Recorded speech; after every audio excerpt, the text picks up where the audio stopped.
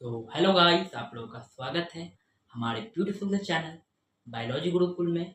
तो आज है हमारा लेक्चर नंबर 6, जिसमें हम सब एंजियोस्पर्म के बारे में पढ़ेंगे, उसके कैरेक्टर्स को पढ़ेंगे, उसके रिप्रोडक्शन को पढ़ेंगे और किस तरह के वो लाइफ साइकिल से ग्रो करता है उसको भी समझेंगे। तो आइए शुरू करते हैं। एंजियोस्पर्म, सबसे पहली बात, दे आर फाउंड एवरीवेयर।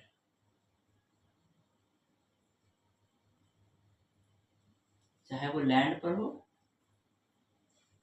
चाहे वो वाटर में, दोनों जगह ये पाए जाते हैं, यानी कि everywhere. From small to big plants are includes.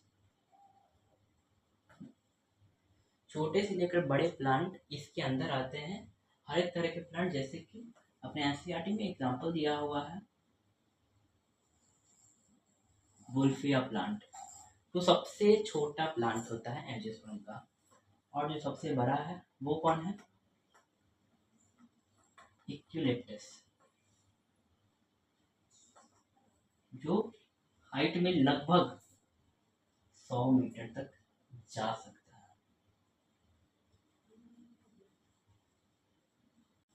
Angiosperm के अंदर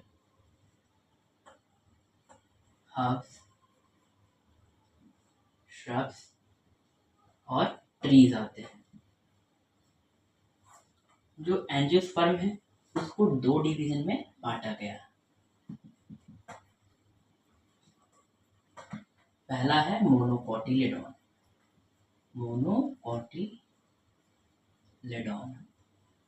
और दूसरा क्या है? डाइकोटिलेडोन।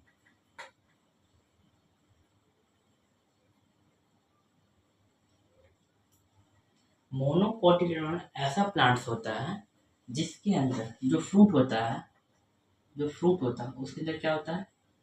फ्रूट के अंदर क्या होता है? सीड जो होता है वो सिंगल होता है, और इसमें जो सीड होता है अगर उसको हम काटते हैं तो वो दो अलग अलग पार्ट में डिवाइड हो जाता है, पर मोनोकोट में ऐसा नहीं होता है। तो उसी तरह के प्लांट को क्या करेंगे? मोनोकोट, और एक को डाइकोट। तो यहाँ तक क्लियर है। तो बात करते हैं अब इसके मॉर्फोलॉजिकल कैरेक्टर्स के बारे में। जैसे कि इसके अंदर फ्लावर होता है, फ्रूट होता है, लीव्स होता है। कैसा लीव्स? True leaves.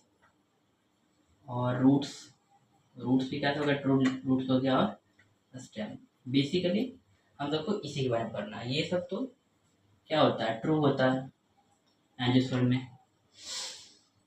अब यहाँ पर जो फ्लावर है ये होता है reproductive part of the plant.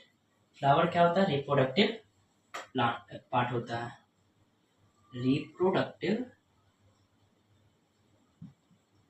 Part होता है किसी भी प्लांट का।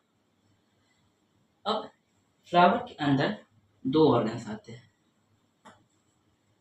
एक होता है स्टेमन और एक होता है पिस्टल। ठीक है। अब स्टेम होता है वो इस तरह का दिखता है। ठीक है, इस तरह का दिखता है, जिसमें इसको हम लोग फिलामेंट कहते हैं, और ये जो ऊपर वाला पार्ट है इसको क्या कहते हैं? एंथर। अब इस एंथर के अंदर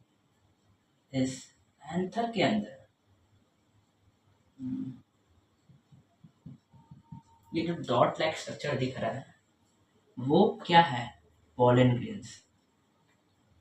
क्या है? Pollen grains. ठीक है। और यही पोलन ग्रेन क्या कहलाता है? अपना मेल गैमेट। फिर है पिस्टल की बारी। तो पिस्टल कैसा दिखता है? पिस्टल ऐसा दिखता है। ठीक है। इसके अंदर ये पार्ट होता है ओवरी का। इसके अंदर क्या पाया जाता है? ओव्यूल्स। बहुत सारे ओव्यूल्स पाए जाते हैं। ये है स्टिग्मा, जहां पर पोलन ग्रेन आके बैठता है। ये है स्टाइल, जहाँ पर पॉलन ग्रेन अपना पॉलन ट्यूब बनाता है, ठीक है। इसके अंदर ये है ओव्यूल और ये है ओवरी।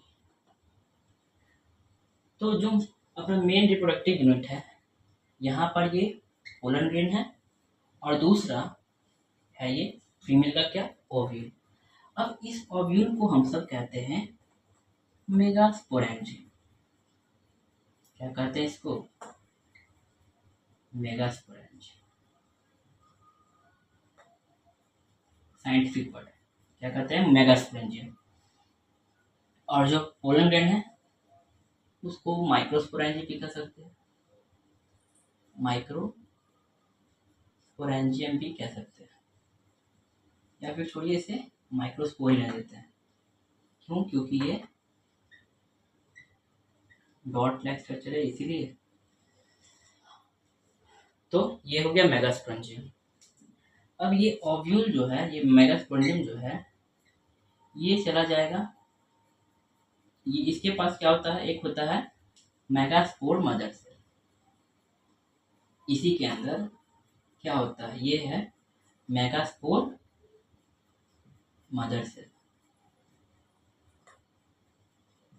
अब ये मदर सेल क्या करती है कि मियोसिस में जाकर के 4 मेगास्पोर को प्रोड्यूस करती है, ठीक है, मेगास्पोर को प्रोड्यूस करती है। अब ये 4 मेगास्पोर में 3 जो होता है, 3 मेगास्पोर जो होता है वो खत्म हो जाता है, डीजेनरेट हो जाता है। क्या हो जाता है, डीजेनरेट।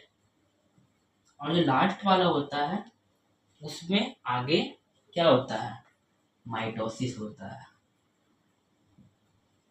अब ये जब माइटोसिस में जाता है तो क्या होगा, एक का क्या बनेगा, 2, और फिर 2 का क्या बनता है, 4 सेल में डिवाइड हो जाता है। पर ये चारों जो सेल होता है वो एक ही सेल वॉल से घिरा हुआ रहता है।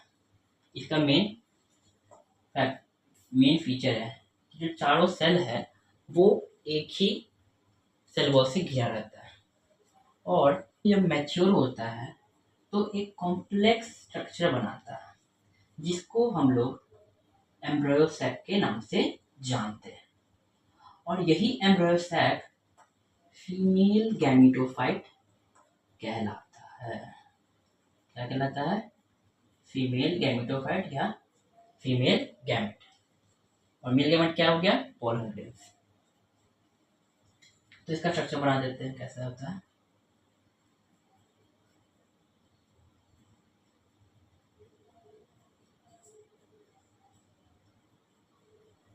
ठीक,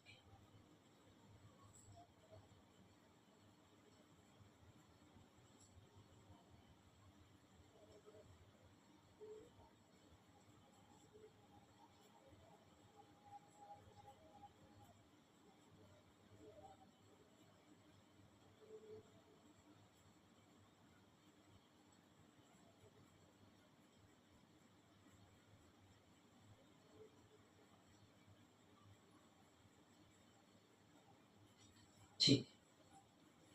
अब ये जो स्ट्रक्चर है इसी को क्या कहते हैं हम लोग, एम्ब्रियो सैक। अब इस एम्ब्रियो सैक में जो यहाँ पर है, यहाँ पर जो 3 सेल है इसको हम सब कहते हैं एंटीपोडल्स। क्या कहते हैं, एंटीपोडल्स। अभी बीच में जो न्यूक्लियाई है 2 ठो, उसको कहते हैं पोलर न्यूक्लियाई।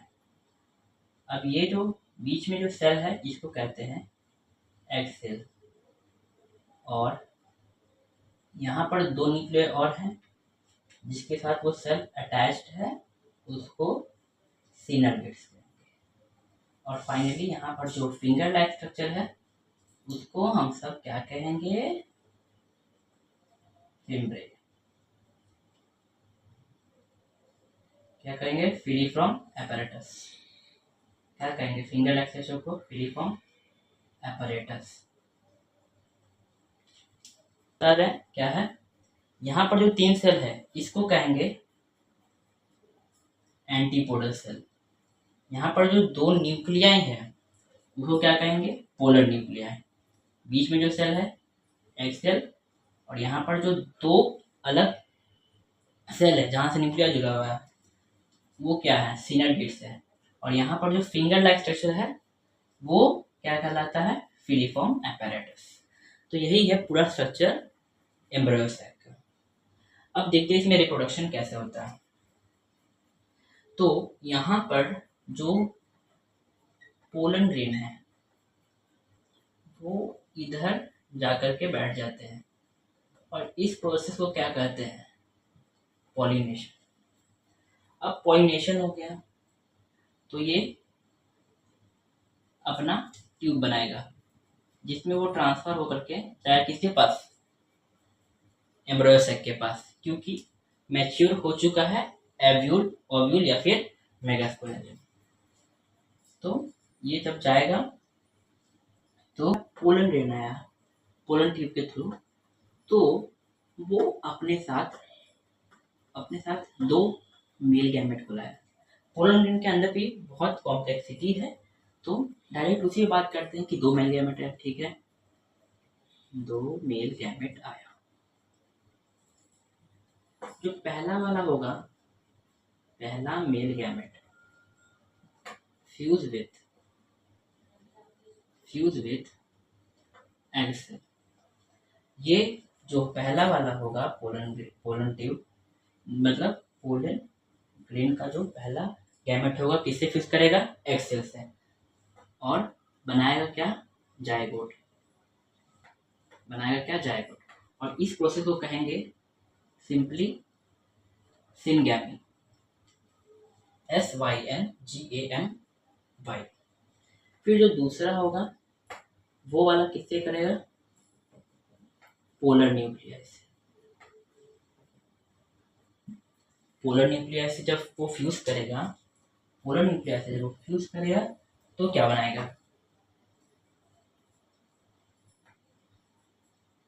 PEN। ये पेन क्या हो गया, इसे हम कहते हैं प्राइमरी एंडोस्पर्म न्यूक्लियस। अब इसका मेन काम है कि जायगोट को नरिशमेंट देगा और प्रोटेक्शन करेगा, और इस प्रोसेस को कहते हैं हम सब ट्रिपल फ्यूजन। अब ये दोनों का जो क्रोमोसोम नंबर है उसको जान लेते हैं। ये जो जायगोट है वो 2n है, और जो प्राइमरी एंडोस्पर्म न्यूक्लियस है वो क्या है, ट्राइप्लॉइड है। तो ये ट्रिपल फ्यूजन और ये सिनगैमी जब साथ में मिलता है तो बनता है क्या, इसको अलग से देते हैं, सिनगैमी और ट्रिपल फ्यूजन मिलके क्या बनाता है, डबल फर्टिलाइजेशन।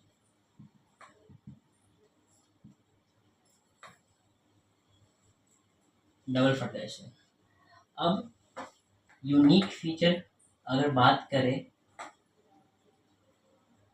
एंजियोस्पर्म का, तो वो डबल फर्टिलाइजेशन ही है, इसमें कोई शक नहीं है। तो यूनिक फीचर इसका क्या हो गया, डबल फर्टिलाइजेशन। इसके पहले जो जिम्नोस्पर्म था उसका यूनिक फीचर क्या था, उसका जो फ्रूट होता है, उसका जो सीड होता है वो ओवरी से कवर नहीं होता, वो नेकेड होता है। उसके पहले हमने पढ़ा टेरिडोफाइट्स के बारे में, उनके अंदर क्या था, स्ट्रोबलाई था और सीड हैबिट का प्रिकर्सर था। ब्रायोफाइट्स में हमने जाइगोट्स को देखा, जो जाइगोट नहीं मीन्स गैमेट्स को देखा जो जाइगोट बनाते हैं और फिर एक स्पोरोफाइट को डेवलप करते हैं। उसके पहले एल्गिन पढ़ा कि नॉर्मली एक जाइगोट फॉर्म होता है दो मेल और फीमेल गैमेट से। तो यहाँ पर जो एंजियोस्पर्म है उसका मेन या फिर यूनिक फीचर क्या है, डबल फर्टिलाइजेशन, जिसके अंदर क्या क्या आ जाता है, ये सब syngamy plus triple fusion makes the double fertilisation. फिर से बता दें, पहले यहाँ पर पोलन आया, पोलन ट्यूब बना करके गया किसके पास, एम्ब्रॉयो सेक में गया तो 2 मेल गैमेट था वहाँ पर।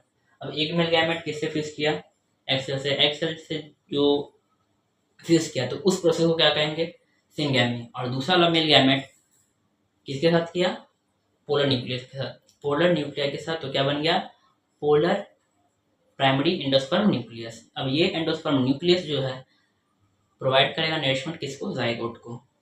और बाकी जो एंटीपोडल का सेल है, सिनर्गिड है, फीलिंग apparatus है, तो क्या हो जाएगा, डीजेनरेट। और जो ओव्यूल था वो अपना सीड में डेवलप हो गया। और जो ओवरी है वो फ्रूट में डेवलप हो गया। और ये प्राइमरी एंडोस्पर्म न्यूक्लियर भी डेवलप किस में होगा, एंडोस्पर्म में। तो हमारे एनसीईआरटी में बस इतना ही दिया गया है एंजियोस्पर्म के बारे में। एक बार इसको देख लीजिए और इसका एक स्क्रीनशॉट ले लीजिए।